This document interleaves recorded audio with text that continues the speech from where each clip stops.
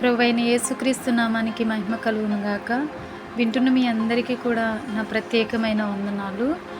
ఈ మాటలు రాస్తున్న నేను నాకు సండే స్కూల్ అనుభవం కూడా లేని వ్యక్తిని. కానీ దేవుడు ఇచ్చిన చిన్న జ్ఞానాన్ని బట్టి మాత్రమే ఈ మాటలు రాయడానికి దేవుడే కృప చూపుచున్నారు. జీవితంలో అంతా అయిపోయింది అనుకుంది, కానీ అప్పుడే ప్రారంభమైంది ఆశీర్వాదం. జీవితంలో అంతా అయిపోయిందని అనుకునేసరికి అప్పుడే ప్రారంభమైంది ఆశీర్వాదం. అవును సహోదరుడా, సహోదరి, రూతు భర్తను కోల్పోయి విధవరాలైన అత్తతో తన ప్రయాణం ప్రారంభించింది. నిజంగా అన్నీ కోల్పోయాను అని తన జన్మస్థానానికి వెళ్లకుండా తన తల్లిదండ్రులను విడిచి ఇంతకు ముందు ఎప్పుడు ఎరుగని జనము మధ్య జీవించడానికి సిద్ధపడింది రూతు. సిద్ధపడిన రూతమ్మ తన అత్తను కూడా పోషించాలని నిర్ణయించుకొని పొలంలో కూలి పనికి కాకుండా పనల మధ్యలో పరగ లేకపోతే వదిలివేసిన పరగను ఏరుకుంటూ ఉన్నప్పుడు బోయాజు కంటిలో పడింది ఈ రూతమ్మ. ఆమె తన అత్తకు ఏమి చేసిందో అంతా తన పనివారి ద్వారా విన్నాడు. ఆమెతో బోయాజు అంటున్నాడు, నా కుమారి, యెహోవా నిన్ను దీవించునుగాక, నీవు నీ అత్తకు చేసిన దానికి నీకు ప్రతిఫలం ఇచ్చునుగాక అని పలికింది.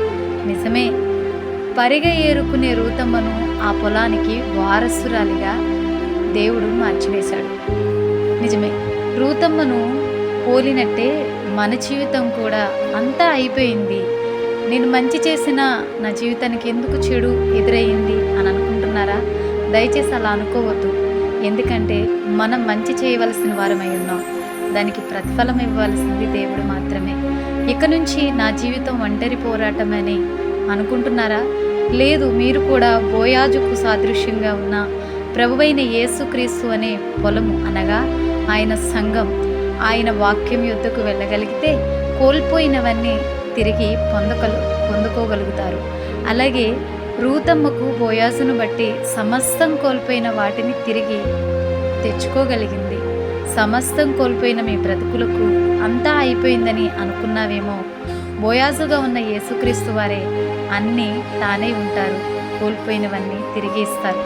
ఎందుకంటే నిన్ను సృజించిన వాడు నీకు భర్తయ్యి ఉన్నాడు. యెషయా 54:5 ఈ విధంగా రాయబడింది, ఆయన దృష్టికి మీరు యోగ్యులుగా కనబడాలి. పనిలో నమ్మకమైన వారిగా ఉంటూ లోకం వైపు చూడకుండా జీవితాన్ని ముందుకు తీసుకుని వెళ్ళే దేవుని వైపు చూస్తే చాలు. దేవుడైన యెహోవా రెక్కల క్రింద సురక్షితముగా బ్రతకగలుగుతారు. రూతు 1 అధ్యాయం నుంచి 4 అధ్యాయాల వరకు మనం చదవగలిగితే ఎంతో విలువైన మాటలు మన జీవితానికి ఊరటనిస్తాయి. రూతమ్మ జీవితంను పెండ్లి కుమార్తెగా మార్చిన దేవుడు మిమ్మను కూడా ఆయన రాకడకు ఎత్తబడే జనాంగంగా పెండ్లి కుమార్తెలుగా మార్చునుగాక. ఆమేన్. అందరికీ ప్రైజ్ ద లార్డ్.